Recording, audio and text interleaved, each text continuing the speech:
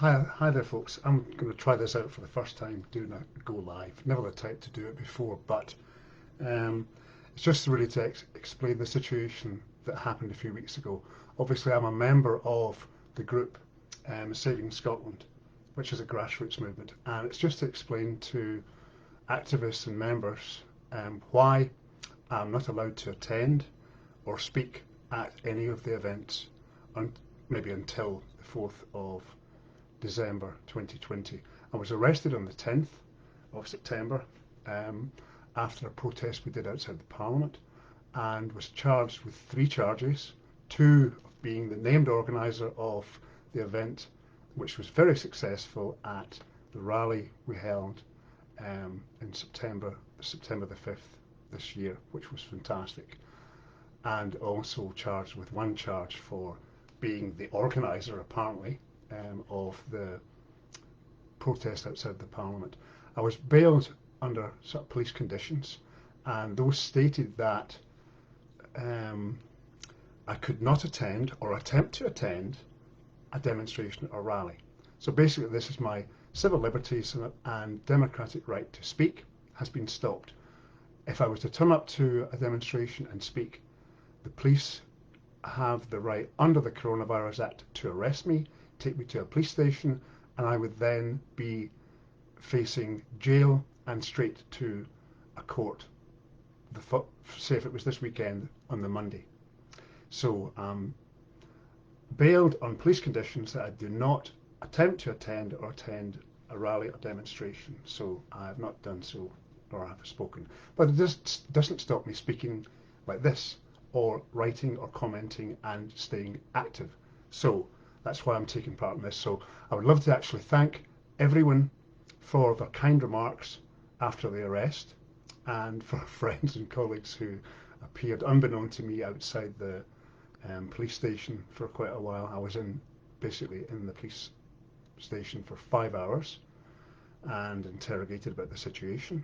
I gave some statements, and I'll be up in court on the 4th. So I will be pleading not guilty, because I do not believe that I did anything that was illegal. I think that myself and everyone that's part of this grassroots movement, which has no leader, there was lots of us who organised the event on the 5th of September. No one could do all that on their own. It was a huge event and a huge success. So my huge thanks to everyone for the massive amount of work that we put in for that. I think it was great, and the speakers were fantastic. I don't think anyone who went to that event on the 5th will ever forget the experience of being there.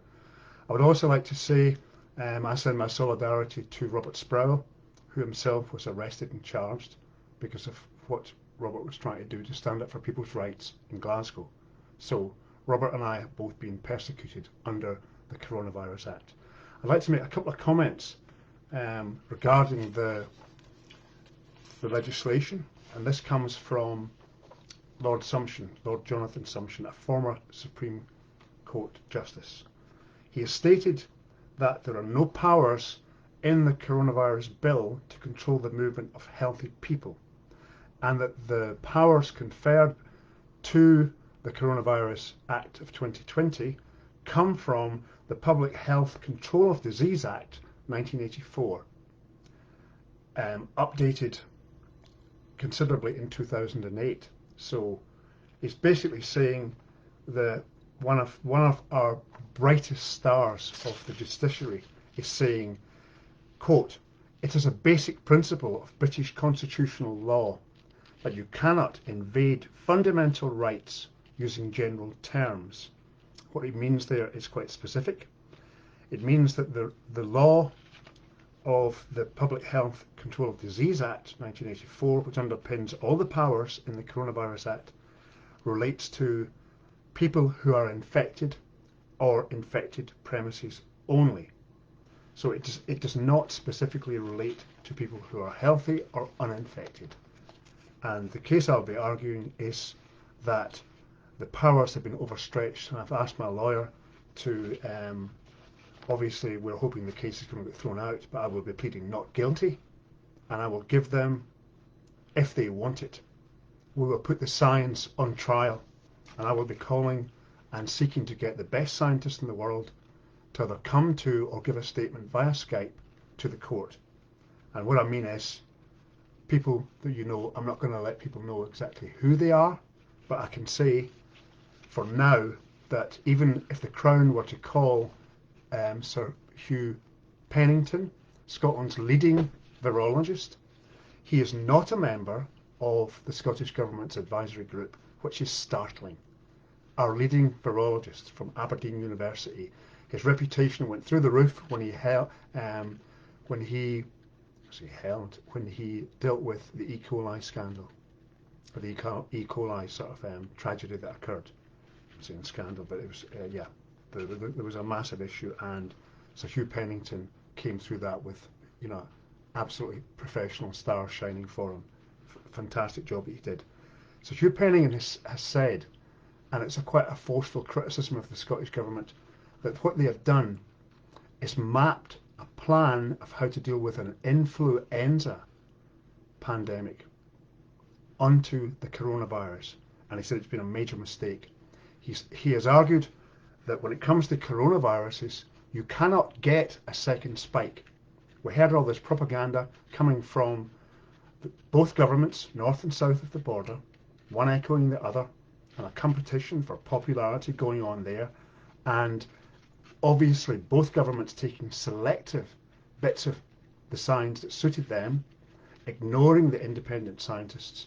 So when someone in Scotland of the stature of Sir Hugh Pennington is saying coronaviruses do not have a second spike, they've never had that, they never will, that the government here has related it all to an influenza pandemic, he is saying they made a major mistake. Hugh Pennington, the professor, goes on to state that because the coronavirus is an RNA virus, that he believes that any vaccine that is done quickly without proper testing over years is a health risk to the public. That doesn't mean he's actually anti-vaccine.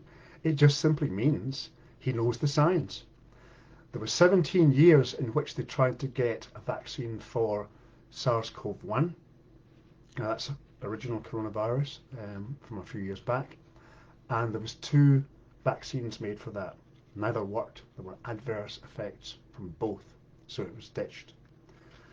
What we have heard from Professor Dolores Cahill, a world-renowned immunologist, and many other scientists, is that SARS-CoV-2, that's the virus that causes COVID-19, the disease, that many people have got a natural innate immunity because the genome is about 80% similar to SARS-CoV-1, and it's basically a cold and symptoms that it gives very similar to the previous one.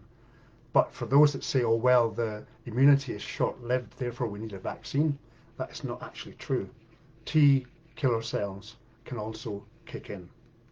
And I would argue, as many scientists have done so, I'm not a scientist nor a doctor, but I read PubMed, that if people get enough vitamin D into their blood system and take enough orally or get it from the sun, that it would build enough immune modulation to prevent a cytokine storm or any damage from COVID-19, from the disease.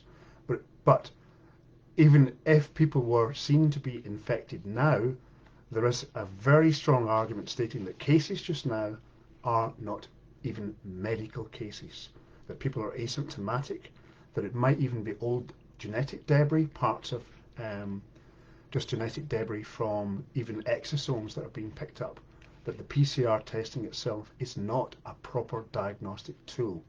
So what I will be arguing in the case is quite simply that from June onwards, and this is pretty much argued by Professor Pennington as well, that the pandemic was effectively over. The real clincher when it comes to statistics is when excess deaths after a pandemic go back to being level that would be expected from the year before. So we can argue the case that the pandemic effectively ended by end of May, June.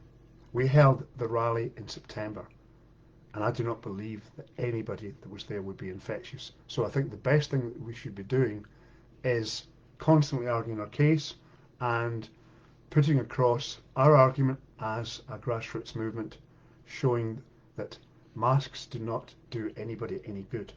We are moving into the flu season now, and I believe that the governments are going to exploit and use propaganda to blame every flu on COVID-19. We need real science back, and we are fighting all over the UK, Ireland, all the different countries in Europe and all over the world for our democracy.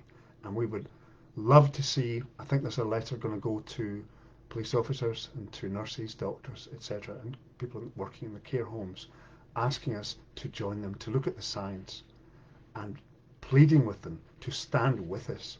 We are the ones looking to defend people's health. We want to defend people's rights. We want our liberty back. We want our democracy back. And wouldn't it be nice to see people debating this on TV like we did a few years ago? There is no debate. Everything that we put that is contrary to the whole vaccine agenda is being shut down. It is tragic. There are so many things going on just now that really don't add up. And most of the people I speak to on a daily basis, I know that most that you speak to, and the conversations I've had with all of our amazing activists, just show that there are so many people scared. They don't trust the government anymore. We have moved into a different realm now, and we need people to come out in the streets and to join us. There'll be lots more things happening from the grassroots movement called Saving Scotland. That name tells you everything about us. It's about heart, mind and soul. We want our democracy back. We are pro-life, we're pro-liberty, we're pro-health, and we will slowly, day by day, win this cause. With love and with generosity and kindness, and with hugs, with handshakes, and with just simple kindness to our brothers and sisters. Even if they wear masks, we understand the fear, but we have the integrity and the strength to keep going until we win. So thanks for tolerating us, folks, and all the best. Much love to everyone who turned out today. Glasgow, Edinburgh. I've seen some pictures from Falkirk. Absolutely terrific. People smiling, singing and enjoying themselves. Love to you all from the heart, Paddy.